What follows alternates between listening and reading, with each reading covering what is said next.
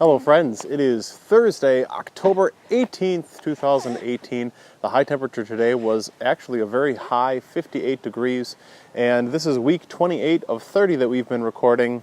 Lots of things have changed. Let me show you what's up.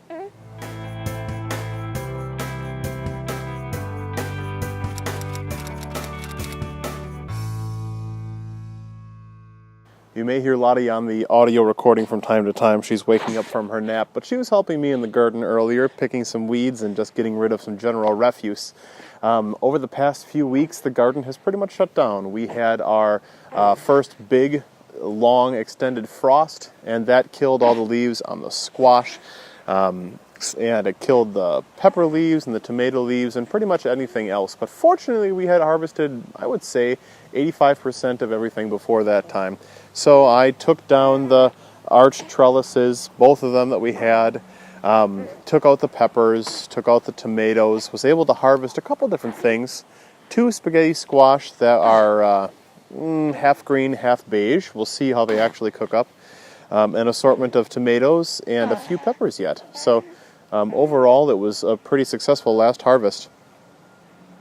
What I'm looking forward to next, let's see. So things that I can still harvest in the garden include a couple raspberries, just, probably one last harvest there. And that's it. I could snip some mint if I wanted. I could snip some shoots from the onions if I needed to cook. But overall, it's done. I need to trim the gooseberry bush still, and I should probably do some trimming in the raspberries, but I might save that until the springtime.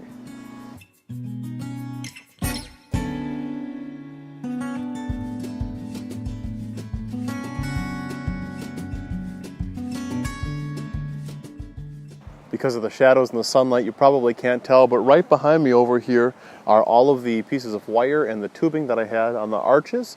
I think they're going to live there over the winter time, as are the 2 blue barrels with the potatoes. I had a pretty abysmal harvest, I have to admit. I think I planted them too deep. I didn't space them enough vertically.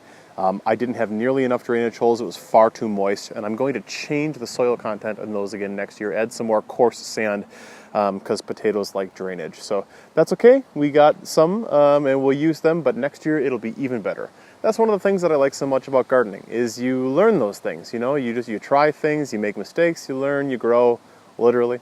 So it's all good. Later still this year, we've got a couple weeks left before, I would say, snow hits. Hopefully we have a whole month before that happens, but as you can see, leaves are starting to fall. I fortunately have an abundance of trees around me.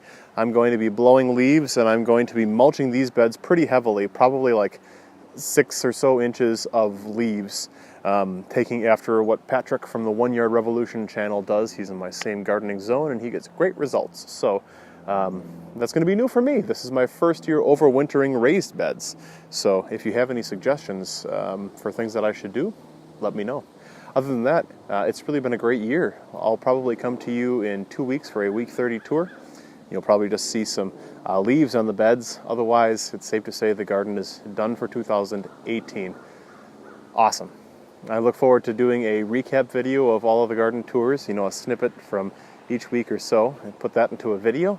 We'll have some winter videos talking about things that I want to change for 2019, and everything else. So how did your garden go?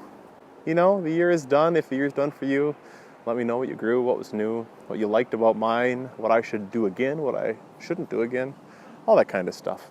And the next time you see her out in the garden, she'll probably be crawling or walking around. It's going to be pretty exciting. Thanks for watching. Thanks for tuning in this summer. I'll talk to you next time. Bye.